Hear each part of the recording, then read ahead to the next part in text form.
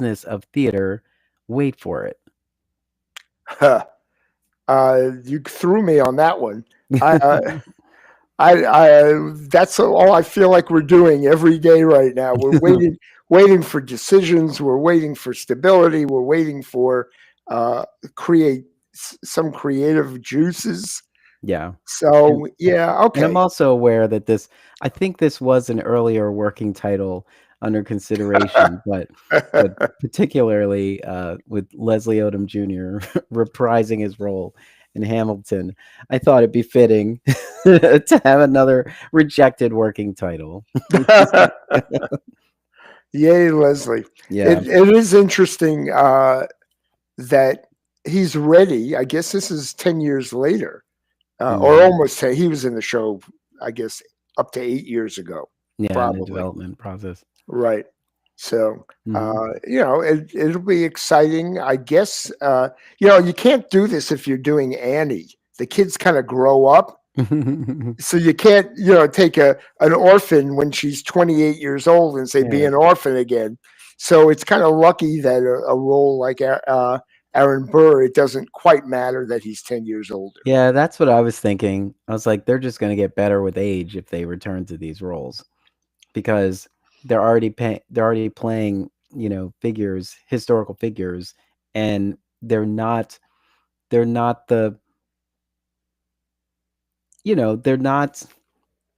typecast as those figures. They might be typecast as the creative figure in Hamilton now, but like not everyone who plays Alexander Hamilton doesn't look like Hmm. images of Alexander Hamilton. you Right. know.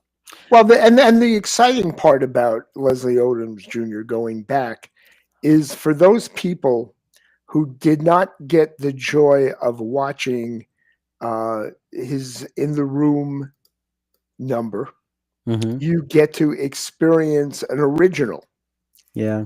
right? On the other hand, I don't know. It's, again, everything on Broadway. How much are you willing to spend for what? And then the question is, who's he playing opposite?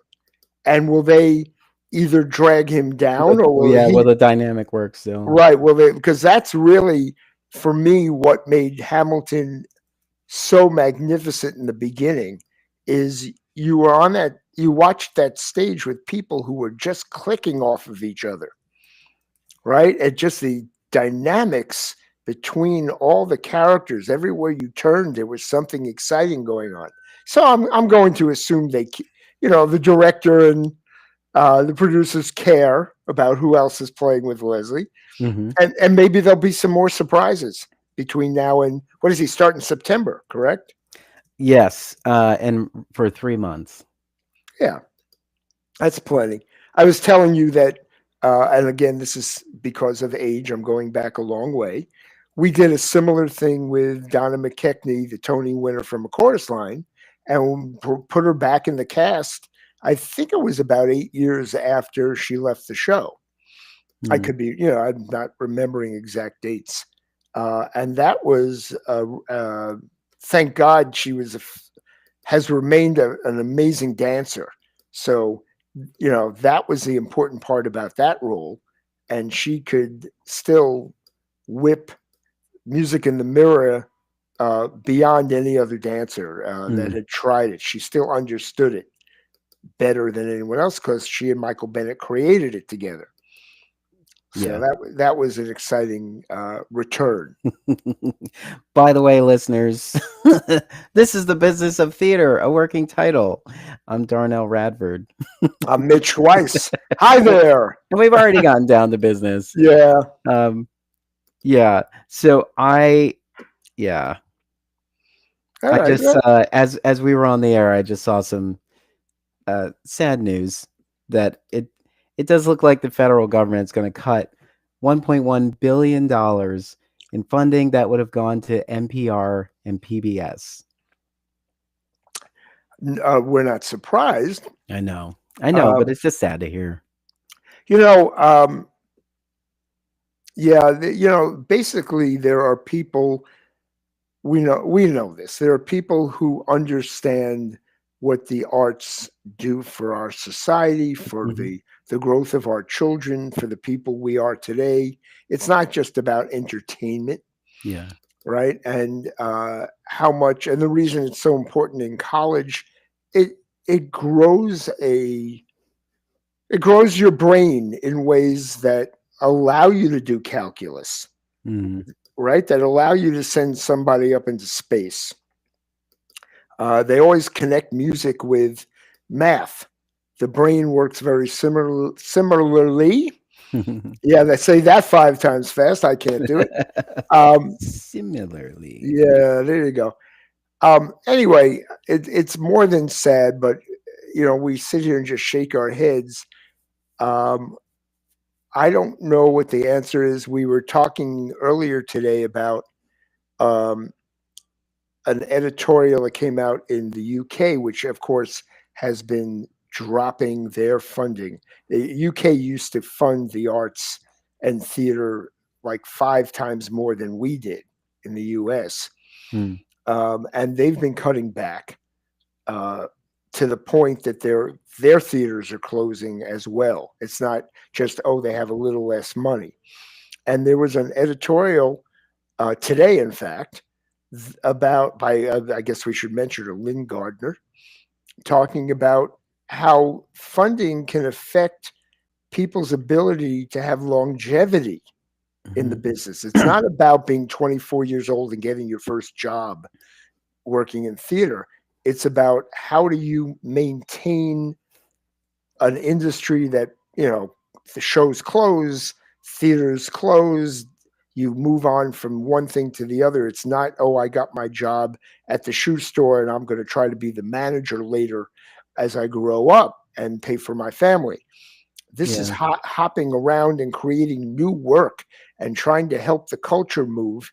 And her point being, it's hard enough to sustain a career in the arts. Now, for this next generation, it may be twice or 3 times as hard as it was for those of us who did it before. Mhm. Yeah, and I saw in one part um that it talked about, perhaps you're graduating into a more supporting role of like administration, those kind of roles in theater as well. When you get to those points, like perhaps there's an opportunity there. It is interesting to think about. We know, or we at least have been told that dancers have, a certain a prime kind of time in their lives, like it's an age range, or say where they might be more active than they were. They might be more active younger as younger dancers than they are as older dancers. But then Hmm. you get to this point where you still got it, kid. you know Now you want to help everybody else get it. you know so there's like those opportunities considered too. But I think it's so interesting because it doesn't feel like we really embrace like the graduation through this business. It's like if you're some That's a great word, by the way. yeah, Graduation. Yeah. some actors don't reach their moment until later on in life, when we were arguably saying that they should be administrators.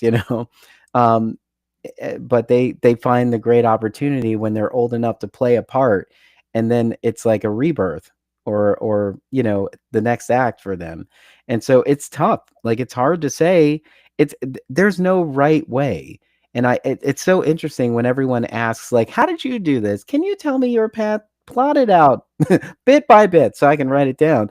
But the thing is, you're really just trying to get from that.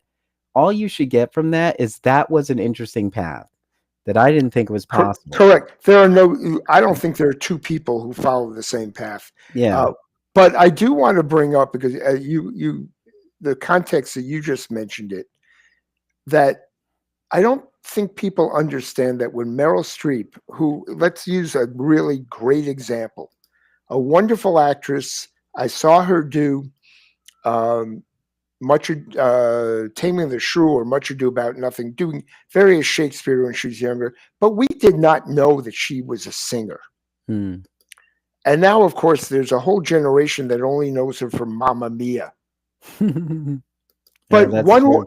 one way or the other, she is a celebrated actress. And the question is, if the industry isn't there to support the foundation, which is who's paying for some of this work so that she can be hired, Hmm.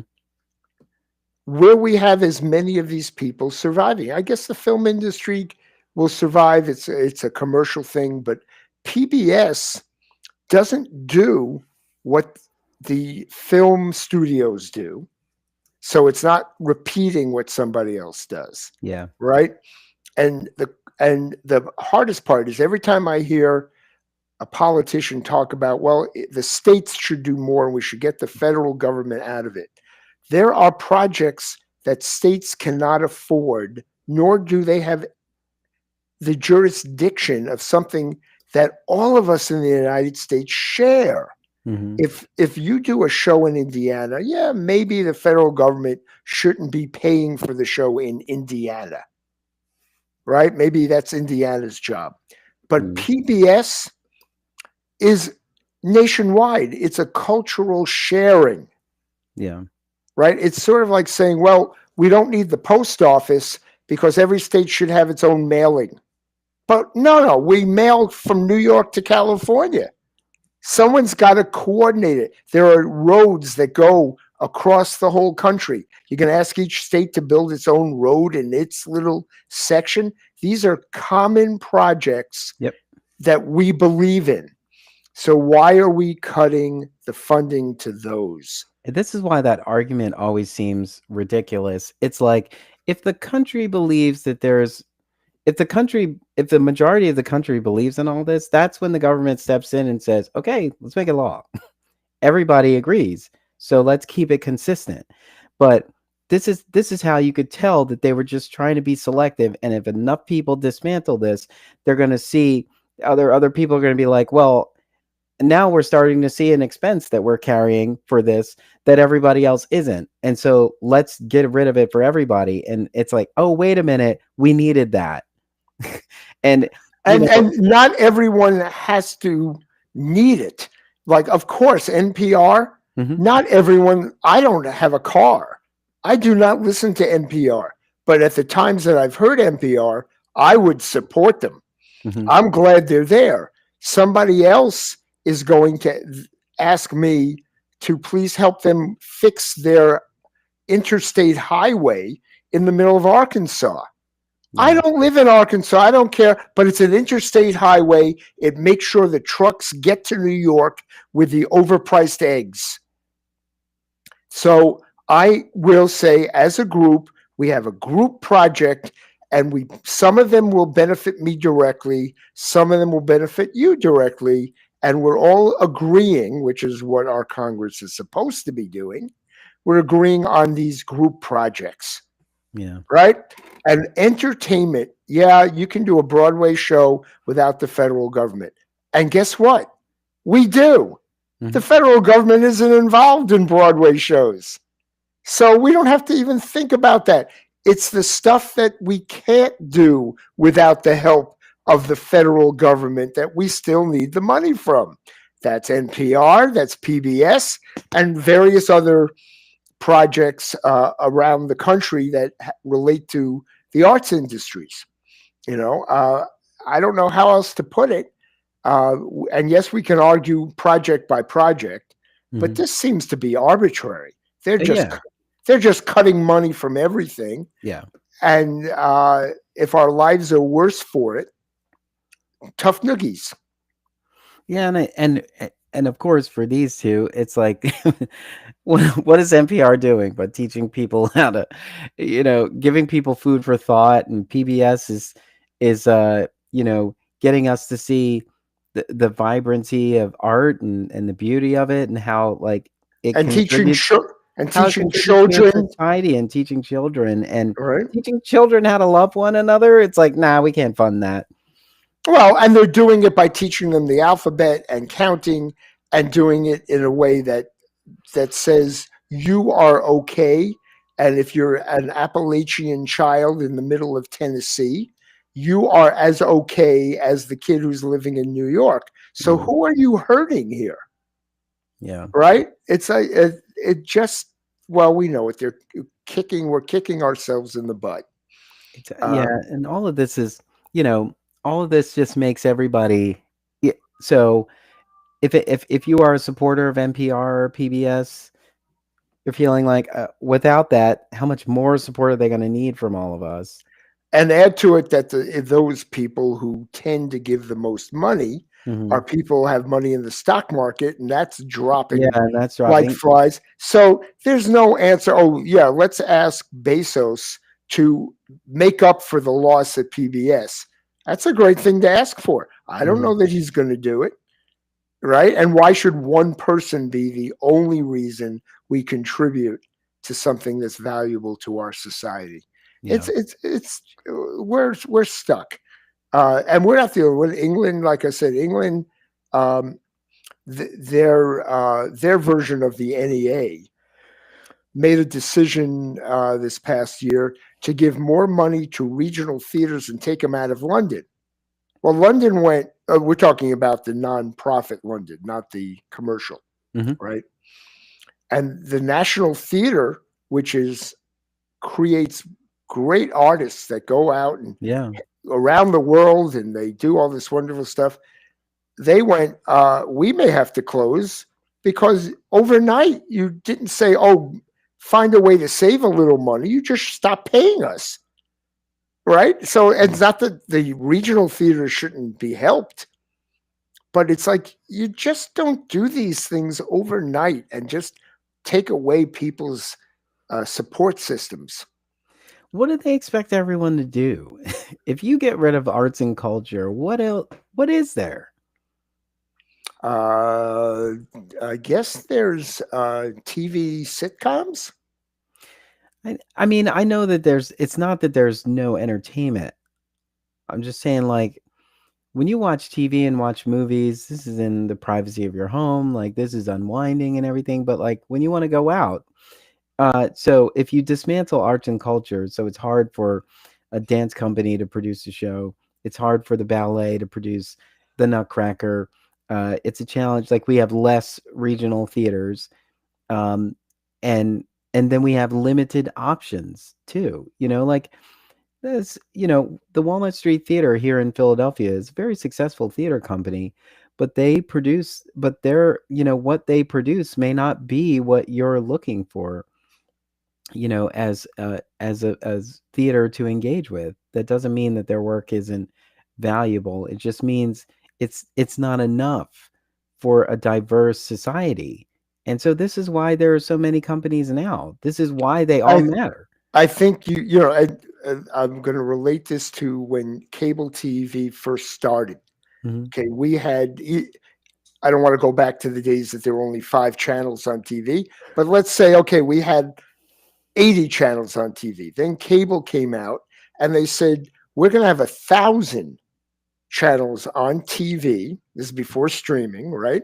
Mhm. Because that means we can do HGTV for a small audience that isn't large enough to fill up the budget of NBC, on which is nationwide. We'll just see if there's a smaller group and we'll keep the prices low, and we will allow people, maybe there are people who want to learn history, we'll have a history channel. Maybe National Geographic can take us to the Arctic, right? And not everyone wants this. It's not the superstar Oscars or Super Bowl.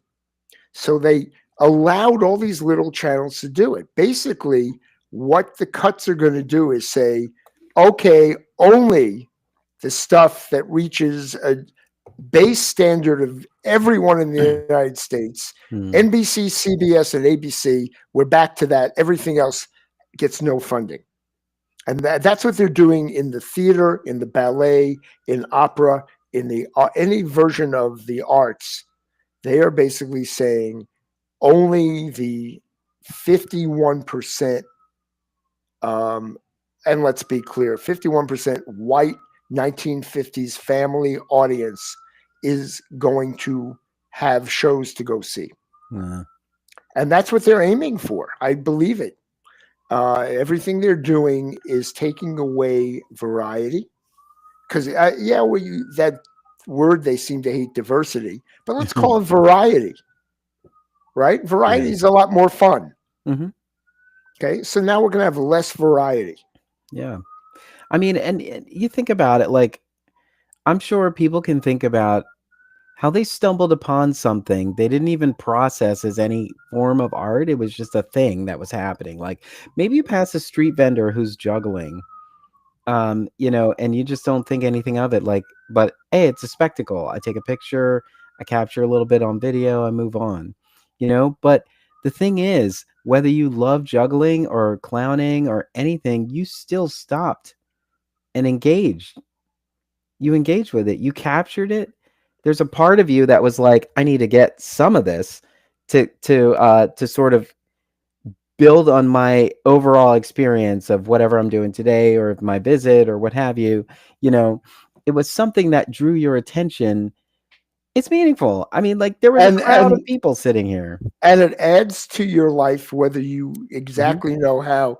The reason why places like New York City and Philly, but I'm New York centric. New York, you come here, every block you walk on, Mhm. you're stimulated. There Yeah. is something that you're going to take in and that may affect the way you think of your life Mhm. and what you're going to do when you go home, wherever that is. Um, if you farmers in the middle of Wisconsin, they're working day and night, many of them. They're basically surviving. Their budget and their subsidy is being pulled out as well. Let's be clear. So what do we expect them to do Mhm. in order to get us some food that they are working so hard? And for people to think that in the arts, we're not working hard, right? To do what we're doing. All of this contributes to making us the most exciting nation in the world. Everyone looks to us. Everything that makes us special is step by step being pulled out. Yeah. And most of us, I'm trying to stay non political, but please, this is really hard to take. Mhm. I'm not making money. The federal government taking away a billion, whatever, from PBS and NPR, it's not affecting me personally in my apartment in New York. Yeah. I will still go out and pay this stupid amount of money for an egg, right? It doesn't help me or hurt me financially, but Mm. that is not the only purpose in life. And I do believe so many of these people who are making these decisions believe the only purpose in life is to have money. Yeah. And we have to fight that. We have to tell them, yeah, I get it. We want changes in society. Absolutely. There are things that are being abused. Absolutely. We fix them. Somebody needs to stand up and say, here's how we fix them. And since these people haven't the brains to figure out how to fix them, they're taking a sledgehammer and knocking the whole building down. It is interesting. By taking away this money, they're elevating the need and the value of money, in Mhm. in terms of our minds. Like, you know, we know that there's intrinsic value in the world, but now, because if it's hard for you to pay bills, it's hard for you to make ends meet, then the money matters so much more than anything. So it's like if you're an artist who has ideas and you want to create and you're like, I don't make enough in resources, so I can't put the time into my own art because I have to go out and work and continue to find jobs. And of course, we know if you want it, you can find that time anywhere, but it's hard when you're thinking about, like, I might not even be able to live here next month, but I did bang out that idea I had. Of course, that idea could save you, but every artist has a process. Every artist, like every writer, has a kind of setup that they need in order to do their best work. Like every painter, every actor, every we all need space. You know, that was like an interesting thing. It doesn't matter what kind of artist you are, you need space. You need space to spread out, to allow your ideas to kind of take shape.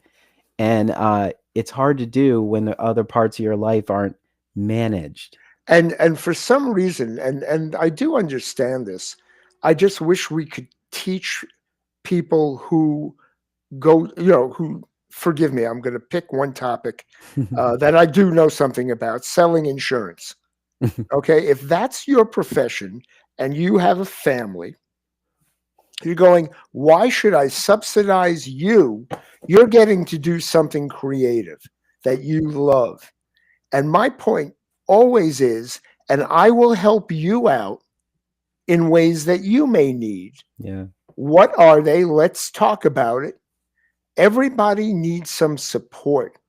And the fact that because you don't feel you're getting it, you want to take it away from somebody else who Yeah. is struggling? Mm-mm. Yeah, I mean, every time, what do they say? 0.0001% of every category in the world is a cheat. Mm. Well, let's start with the scam calls. What when the first politician stands up and says, we are going to eliminate everyone who ever works in a scam call business. I haven't heard a single person say that. Instead, you're going to take it away from NPR and PBS? Nope.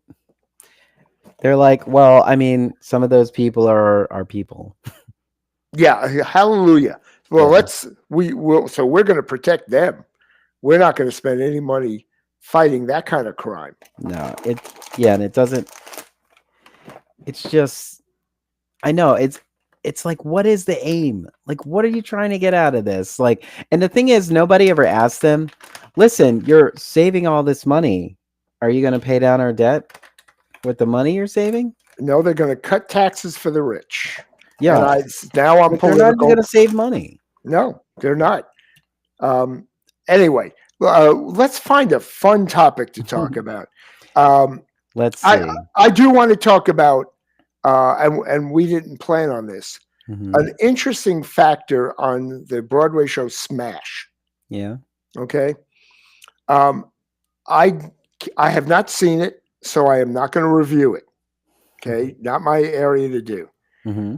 I did hear from somebody who went to opening night, but also saw it in an early preview. They felt that what they saw in the early preview versus opening night was night and day. Mm. That to me is interesting. That In a show that, direction? is in a positive direction. They thought, now nobody, like I said, I'm not reviewing it saying it's a good Yeah. show or a bad show, that they fixed the TV show or they didn't. The reviews were mixed, Yeah. although the New York Times loved it. But that's one. The others seem to be extremely mixed. I know. I heard one that said like it was unfunny and Right. Yeah. But without going into Unfunny detail, the kind of work that they tried to do, as opposed to without $30 million, let's try to make sure we test this out before we take it to a place where you have to raise $30 million. Yeah. That drives me batty. But at the same point, if they did fix it, that there are people like the New York Times who liked it, then great. They know how to do this kind of work. I probably have told this story before. I was lucky enough to watch the creation and the fixing of Sunday in the Park with George in the 1980s. I saw one of the first previews. It was awful. Not all of it, certainly, but it didn't work. And 3 weeks later, when I came back, I was lucky enough to know all the creative artists on that show, and they had fixed so much that it started to feel like the Pulitzer Prize winner it became. And they gave themselves I think it was a 6-week preview period, which meant you spend the money in the first week and you're not seeing the show at opening night. Very interesting. It's sort of like the old movies, you know. Same thing, of course, the famous um, first Sondheim show. What's the comedy that started with Comedy Tonight? This song. Oh, Funny thing happened on the funny way to thing the forum. happened on the way to the forum. In Washington, D.C., it famously got terrible reviews. Hmm. And all Sondheim did is he threw out the opening number and wrote Comedy Tonight, Yeah. which told the audience, you're You allowed can to, laugh. you can laugh. And Yeah. all of a sudden it was a hit. Hmm. This is the wonder of understanding you don't get cultural and entertainment success just by writing. You don't become a world famous novelist your first time out just because you're lucky and somebody else isn't. You need time. You need to work on things. You know this, Donna. We've been developing shows for the past 5 years with writers who have great ideas, worthwhile topics. The audiences are telling us these shows are worth developing further, Hmm. but they need fixing. And Yeah. you give it back to the artist and you say, I'm not throwing you out with the bathwater. You come back, you make those changes, and let's see whether or not you have now created something that's worth charging money for at the box office. Yeah.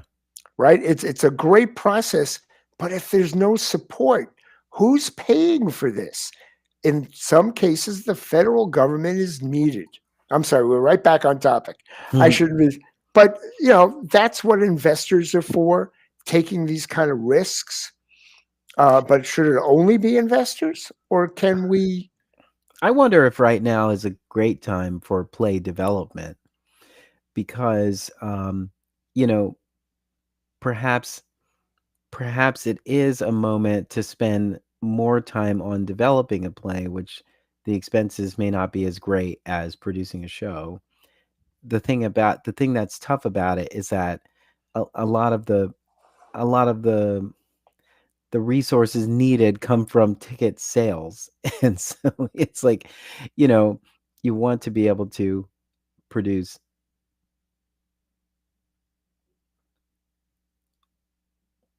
what happens.